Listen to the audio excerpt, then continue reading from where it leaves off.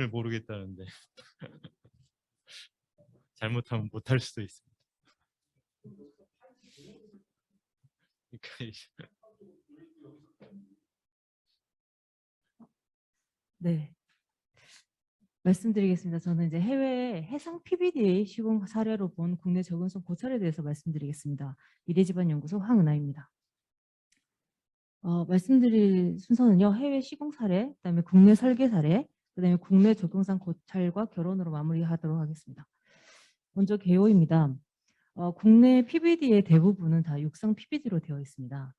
부산 신항에서 실제로 저희가 육상 PBD로 가장 시공 이제 깊이가 좀 늘어났던 것이 한 60m 정도의 대심도입니다.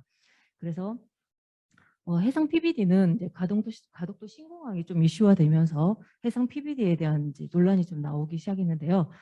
밑에 이제 이 그림을 보시면 이건 이제 국토교통부의 자료에 제가 좀 인용을 했는데 수심이 최대 한 21m 정도 되고 계량 심도는 최대 45m 정도 돼가지고요. 한 60m 정도 내외의 심도가 됩니다. 그래서 기존의 육상으로 했을 때 충분히 시공 가능한 심도 범위 내에 있다라고 생각이 들고요. 육상으로 시공했을 때 좀 문제가 되는 게 뭐냐면 실제로 이 매립재를 선정했을 때 이 매립재가 잘 천공이 되겠느냐라고 하는 문제와 매립재를 성공하고 난 이후에 매립재의 공벽이 계속 유지되가 될 수 있느냐라는 문제가 좀 있습니다. 그래서 그런 부분들은 저희가 육상 작업에서 이거를 이제 100% 믿을 수도 없고 이게 좀 모호합니다. 그래서 해상 PBD의 시공이 좀 필요성이 좀 대두가 되었다라고 생각합니다. 국내에서는 해상 PBD 했던 사례가 별로 없기 때문에 해외 사례를 바탕으로 해서 국내가 적용 가능한지 한번 확인해 보도록 하겠습니다. 그래서 해외 시공 사례를 보니까 자료가 좀 별로 없어가지고 제가 찾을 수 있는 거에서 한해서 찾아가지고 말씀드리겠습니다. 일본에서 이제 순조라고 하는 회사에서 만든 전용선이 있었습니다. 그래서 전용선은 실제로 지금 이 그림에서 보게 되면 아주 큰 바지선을 2개 연결해가지고 이 공간 안에서 전용선으로 해가지고 PBD 시공할 수 있게 이축으로 만든 장비입니다. 그래서 이 왔다 갔다 하면서 이 공간을 다 시공하고 나면 다음으로 이동하는 것으로 되어 있고요. 예인선으로 얘를 이제 이동을 합니다. 그리고 우리가 시공할 위치에 고정이 되면 8곳으로 앙카링을 해서 고정을 하고요. 그리고 렉을 내려서 고정을 합니다. 그 다음에 PBD를 시공하고요. 이거는 이제 PBD 앞에 이게 이제 장치가 같이 붙어 있는 것 같습니다. 그래서 맨드레를 관입하고 인발하고 커팅을 바로 지금 이미 거치되어 있는 곳에서 이 가위 형태로 된 것을 커팅하고 이렇게 시공을 마무리하는 것으로 되어 있습니다. 그리고 이제 일본에 이제 또 전용선으로 나와 있는 게 이제 PDF 공법이라고 해가지고요. 이거는 이제 일축 장비를 조립해서 만든 전용선이라고 보시면 되겠습니다. 그래서 수심에 따라 가지고 수심이 얕은 경우에는 플로트식 PBD 공법을 적용하였고 수심이 깊은 경우에는 이제 바디에 올려가지고 이제 시공을 하는 것으로 보여집니다. 그래서 이거는 이제 저희 예전에 연약지반 했을 때 매트 깔듯이 여기에서는 이제 뒤에 윈치 같은 거를 저장을 해가지고 이렇게 이 좌우로 움직이게끔 한쪽 방향으로만 움직이면서 시공하게끔 되어 있습니다. 이게 이제 수심이 좀 얕은 플로트식 방법입니다. 그래서 수심이 깊은 경우에는 저희가 이제 먼저 모래 부서를 하고 거기에 PBD를 시공해서 모래 자체가 수평 배수층이 됩니다. 그에 반면 수심이 좀 얕은 경우에는 저희가 모래를 따로 부설을 하지 않고 이렇게 수평 배수재하고 연결해서 시공하는 방법을 채택을 하였습니다. 네, 이건 실제로 시공한 사례가 있는데요. 이게 이제 면적이 한 250에서 650m 되는 면적을 2013년도에서 2014년도 한 1년 동안 이제 개량한 사례입니다. 그래서 여기서 빼꾸가 이렇게 있는 거 보면 거의 이제 수심이 좀 얕은 지역에 시공을 했다고 보시면 되겠습니다. 그 다음에 이제 좀 네덜란드 로테르담에서 했던 사례인데요. 이거는 전용선이 아니라 그냥 바지 위에 육상 장비를 올려서 시공한 사례입니다. 이게 사실 작업자한테는 되게 불리하게 좀 위험한 곳인데요. 이게 이제 약간 틀어서 이 바닥을 시공하고 밑에서 커팅하고 이동하는 순서입니다. 싱가포르는 이제 저희가 했던 현장을 이제 촬영해서 보내드린 건데 똑같이 캡처를 해서 보여드렸습니다. 이것도 바지에 육상 PBD로 올려가지고 여기서 이제 이 트랙으로 움직이면서 시공하는 사례입니다. 영국 하우스의 코프라라고 하는 데서도 시공한 건데 이것도 마찬가지로 바지선 위에 육상 장비를 올려서 시공한 사례입니다.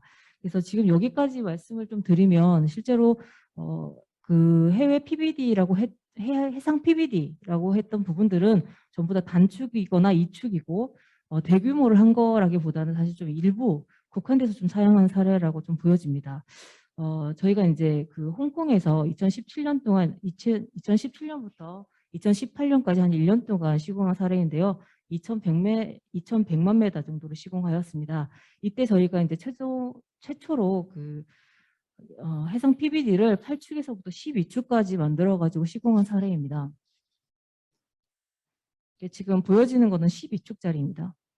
12축이 한꺼번에 같이 시공이 되기 때문에 이렇게 이제 S자로 왔다 갔다 하면서 시공을 하고요. 모식도는 간단하게 이제 이동을 하고 앙카링을 합니다. 그리고 해저면에서 시공을 하고 커팅하고 다시 어떤 구역이 다 완성이 되면 이동하는 것으로 되어 있습니다. 이것은 이제 저희 한번 동영상을 보시면서 조금 더 자세하게 보시면 될 것 같습니다. 기술이 적용된 해상용 리더 이동 장치는 일정 간격으로 이격되는 해상용 리더, 레일부, 이동부, 홀더, 부가레일, 하우징 등으로 구성됩니다.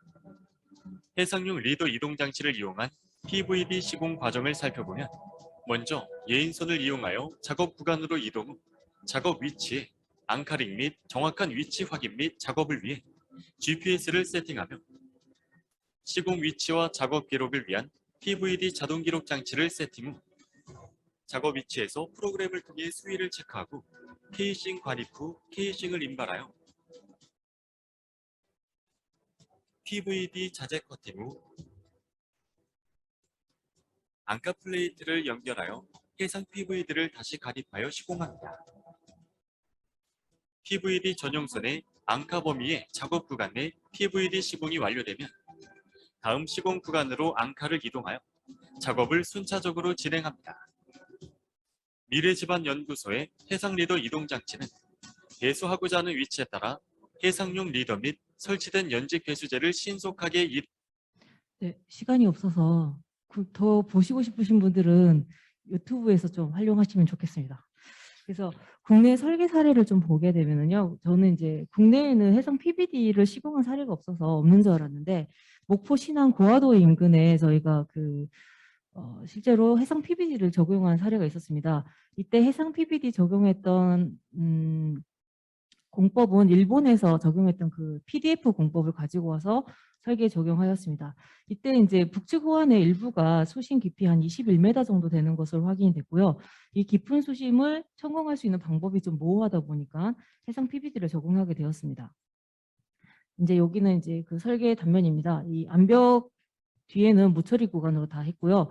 일부 구간이 수심이 좀 그 연약층 두께가 좀 작은데 그 해상 토성 매립으로 결정이 되어 있어서 이 토성 매립을 성공하는 게 너무 어렵기 때문에 해상 PBD를 적용한 것 같습니다.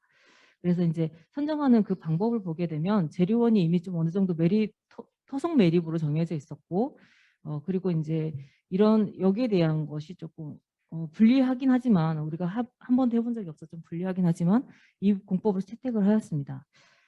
그런데 실제로 이 공법이 적용해가지고 해상 PBD가 적용되었으면 참 좋았을 텐데 실제로 실제로 시공했던 방법은 이 세 번째 방안으로 보시면 되겠습니다. 그래서 준설토를 매립을 하고 그다음에 PBD를 시공한 이후에 이제 육상에서 작업한 것으로 보여집니다.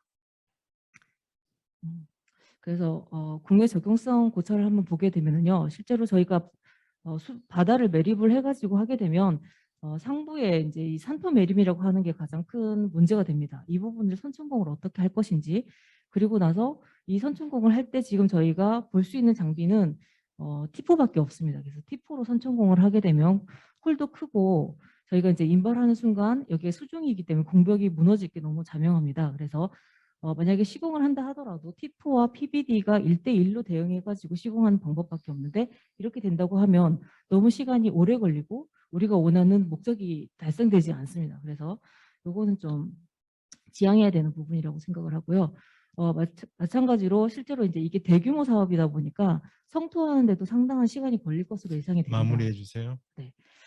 그래서 이게 이제 안밀이라든지 그다음에 나중에 이제 자재를 좀 경제적으로 하거나 시공석이 공기에 전혀 문제 없이 시공을 하기 위해서는 해상 PBD밖에 없다라는 이제 결론으로 이제 다다르게 되었습니다. 그래서 좀 마무리를 하게 되면요, 해외 시공 사례를 보게 되면 주로 단축 내지 그 2축 정도의 바지 조합이나 전용 선으로 있고 거의 육상 장비가 바지 위에 올려가지고 시공하는 사례가 너무 많았습니다. 그리고 홍콩 같은 경우에는 한 8축에서 12축까지 저희가 전용 선을 실제로 만들어서 시공하였고 이때 심도는 최대 한 12m 정도 되었던 것으로 확인이 됩니다. 국내에도 고화도에 실제로 설계된 사례가 있지만 저희가 아직 적용한 사례는 없습니다. 그래서 저희가 이제 홍콩에 이미 그렇게 1년 동안 2,100만 메달 정도로 시공한 사례가 있습니다. 그래서 현장에서 우리가 설계 때 가지고 못했던 모든 그런 이제 문제점들을 해결해 나가면서 저희가 노하우를 이미 확보되어 있다 생각을 하고요. 이미 모든 장비는 대심도를 시공할 만큼 충분한 기술력을 가지고 있습니다. 그래서 가덕도 신공항에 적용하는 것이 가장 적용성이 가장 높다라고 생각이 들고요. 다만 여기서 조금 문제점이라고 한다면 저희가 해상 PBD를 한 번도 해본 적이 없기 때문에 나중에 우리가 안밀이 종료됐다 아니면 안밀이 끝났다라는 것을 판단하기 위해서는 이제 여러 가지 계측이라든지 이런 것들을 해야 되는데 그런 부분들에 대해서는 조금 우리가 좀 더 생각해가지고 어떤 가이드라인을 만들어야 되겠다라는 생각이 좀 듭니다. 네, 이상으로 발표를 마치도록 하겠습니다. 감사합니다. 질문 받겠습니다. 예.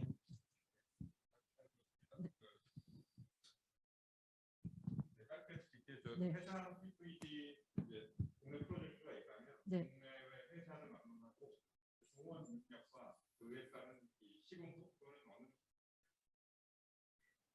저희가 지금 기존에 우리가 홍콩에서 발주했던 그 세 척의 배는 이미 이제 거의 아마 다시 저희가 그걸 다시 사용할 수는 없을 것 같습니다. 그래서 국내에 다시 만든다고 하면은 다시 전용선을 만들어야 되는 사례가 있습니다. 근데 국내에서도 이미 육상의 PBD 같은 경우에도 다시 만들어야 됩니다. 왜냐하면 수량이 저희가 이제 대수가 그렇게 많이 보유되어 있지 않기 때문에 새로 만들어야 되는데 어차피 이제 지금 빠지서 해상 PBD 전용선도 다시 만들어야 되는 부분이 있고요. 그게 오히려 좀 저렴한 것으로 이제 저희는 그렇게 계산을 한번 해봤습니다. 그리고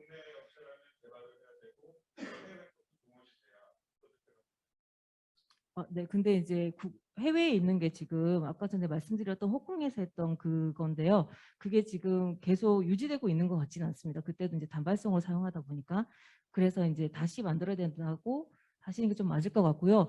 저희가 시공하는 속도는 거의 한 2분 정도 생각하시면 됩니다. 그러니까 그게 심도에 관계없이 한 번에 내려갔을 때 한 2분 정도가 소요가 돼서요.